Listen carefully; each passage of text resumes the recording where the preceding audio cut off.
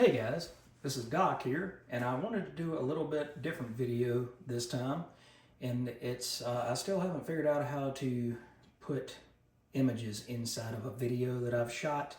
So I've pulled up League of Comic Geeks, and that is the now premier site to find out what books are coming out on what date. As you can see at the very top of the screen, it's showing what's coming next week. And this shows large, small, it shows everything that's coming. So I wanted to do a short video tonight talking about some of the big books that are coming next week. Some of them I'm reading, some of them I am not. But let's go ahead and get started with Transformers number 33. Let's see if I can get the website to cooperate. There we go. Okay, so here we see Optimus's new Autobot team revealed. This is written by Robert Kirkman with art by Jason Howard. It's got this really cool cover. I want to say, yep, that's by DNA. And this is continuing the story of Elita Prime, and now Optimus is no longer Prime, he's just Optimus. And I quit reading this book simply because I didn't agree with all of the changes, especially that one. You know, I buy a Transformers G1 comic to read about Optimus Prime. I don't buy it to read about significant changes like that. And that may make me a little bit, critical or much of a hypocrite. But to me, I just had to give up on the title because I didn't enjoy it anymore. But it's still one of Images and Skybound's biggest titles out there. You can't forget about colorist Mike Spicer. Mike does an amazing job on all the books that he works on. And Jason Howard, I believe he was infamous for the Astonishing Wolfman that came out, also with Robert Kirkman a while back. So let's go back and see what else pops up on this page. We have the continuation of Ben 10. And this, I never watched this, sorry about all the ads, guys, and I have yet to figure out how to get rid of this one. This is the one that's driving me nuts. But anyway, I never read this book before, or a cartoon, but it's by Joe Casey with artist Robert Carey, which I think is funny because, you're just changing one letter out. And I'm not saying that Robert Carey got the job because of that, but I just think it's a funny little, aside. But this book is written by the co-creator, Joe Casey, of Ben 10. And it says it's jam-packed with fun, tension, and over-the-top action.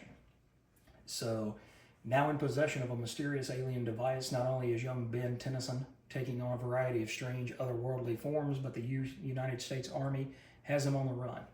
He's learning more about the Omnitrix the hard way.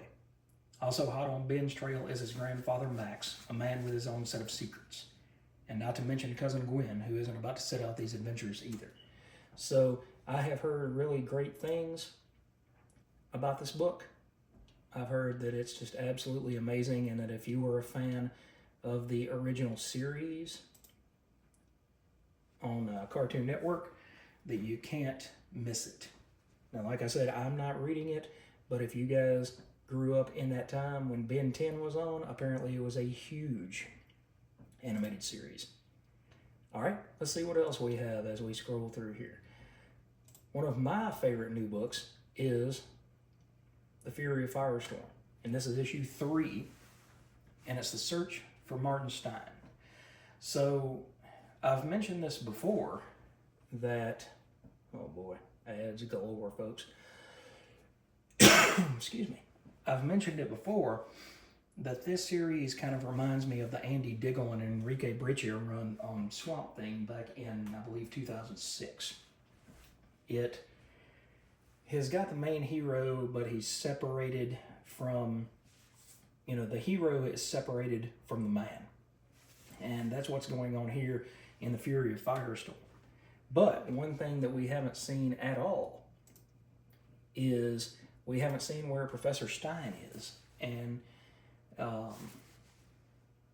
it says Martin Stein's the one person that can bring Ronnie Raymond back from the brink. But what did Martin do to cause such a rift between him and Ronnie to begin with? So it's not really a slow burn. It's actually a pretty fast series for somebody like Jeff Lemire, who usually does slow, methodical, melancholic stories. This is moving in a much faster pace than what we're used to seeing Jeff do. But the artwork by Rafael de la Torre is absolutely amazing, and it helps you get into the story. And I hope that this series goes for a very, very long time, because I'm enjoying the heck out of where is Ronnie, where is the professor, why are they not controlling, or at least attempting to control, this elemental who is on par with Swamp Thing and all of the other elementals on the earth. Okay? Man, I've got way too many pop-up ads. I'm gonna have to clean my computer, apparently. Or else this website just has a lot of ads. Let's see what else we have here.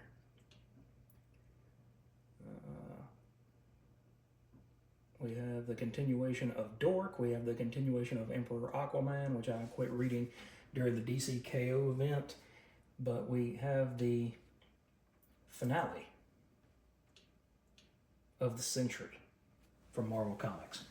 And I've always loved this character because I first read the first miniseries.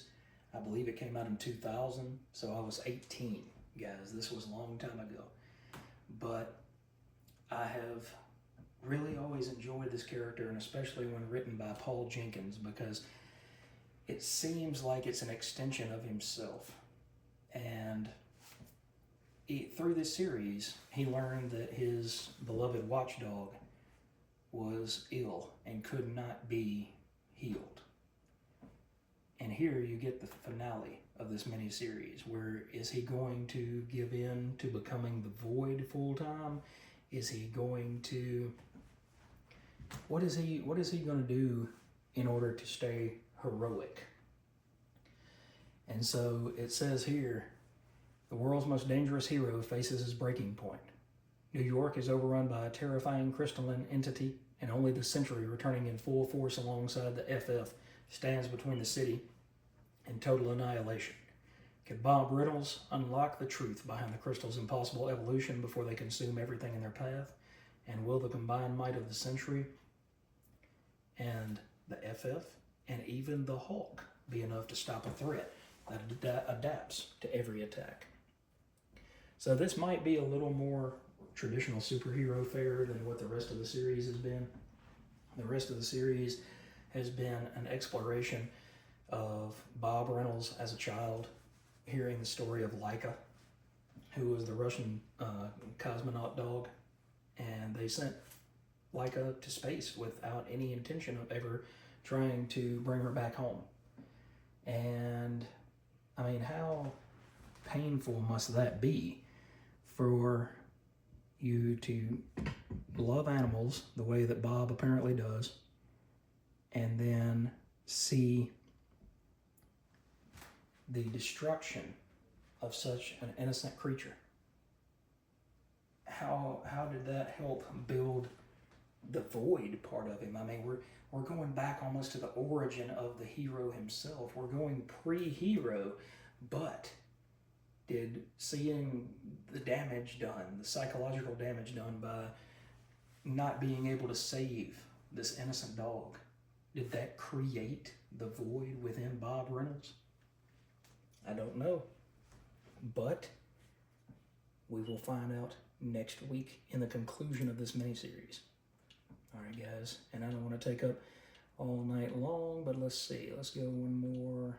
Okay, and I've had to cut back on my titles so I'm not going to be picking this up. But if you're enjoying all the Energon books like I am, please pick up Mask and check it out. And if you guys follow the channel and you do pick up Mask, written by Dan Waters with art by Pipe Horror, please let me know what you think.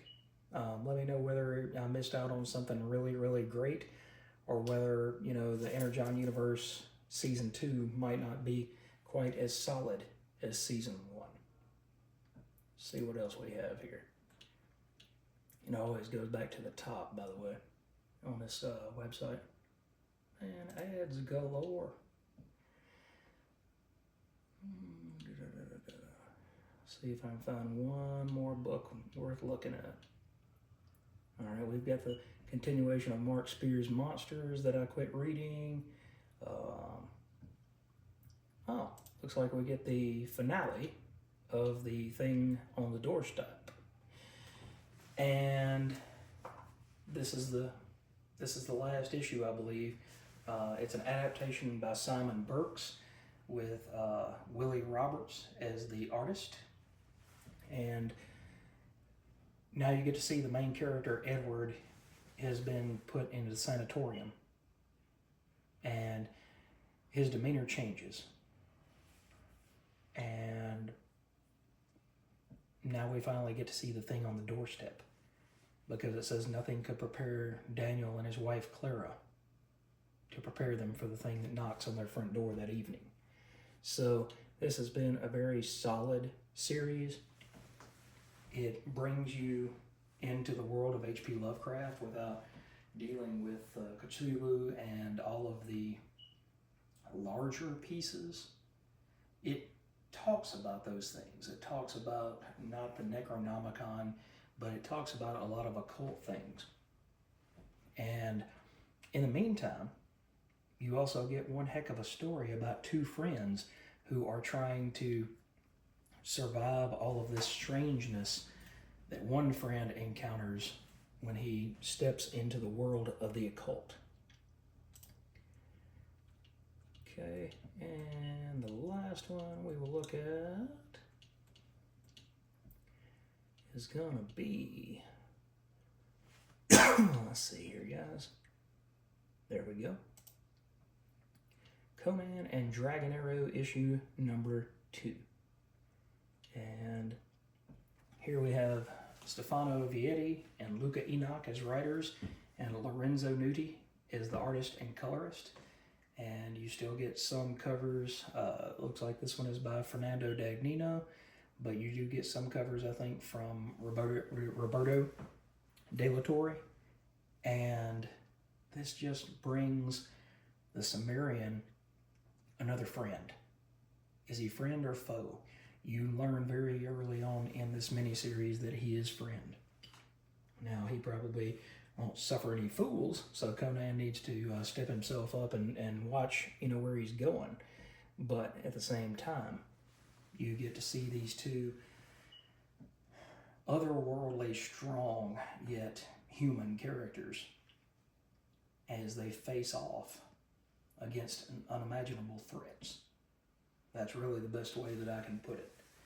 So, in case you haven't ever found League of Comic Geeks, I just wanted you guys to get to see the website, get to see if you sign up for it, then you have a pull list and you can go on to these individual books. Click on this, and if you want to pull it, then you just hit pull, and you have to go and create an account, but it's free, and in the end it'll show right here, and it'll turn green. And so and what League of Comic Geeks does really well is, see how again at the top it says 6/10/2026. When you create that free account, then it will pull all those books that you ask it to pull, and they'll send you an email each and every week and say, hey, here's your books for this week. This is what's coming out, so that you can prepare for it and get ready for it. So, like I said, guys, I wanted to share this website with you. If you've never been to this website before, if you don't know where to go to find the new comics that are coming out each and every week, they get their information from the publishers. So it's kind of like a previews without Diamond being the publisher. Instead, they get these same information, and you can go out pretty far out. You can go out about 3 months. So it covers all through the current solicitations that have been released. But like I said, guys, I just wanted you to be aware of this website. If you haven't checked it out, do so. Create a pull list like I did. You're not actually, it's not like you're ordering from them, but you're just pulling it so that you can keep up with what you're reading and what you're not. So I hope you guys enjoyed this video. Like I said, I just wanted to do something a little bit different. So let me know in the comments whether you liked it, whether you didn't. And hey, if you haven't done so yet, hit that like and subscribe. And I will see you guys in the next video. Take care.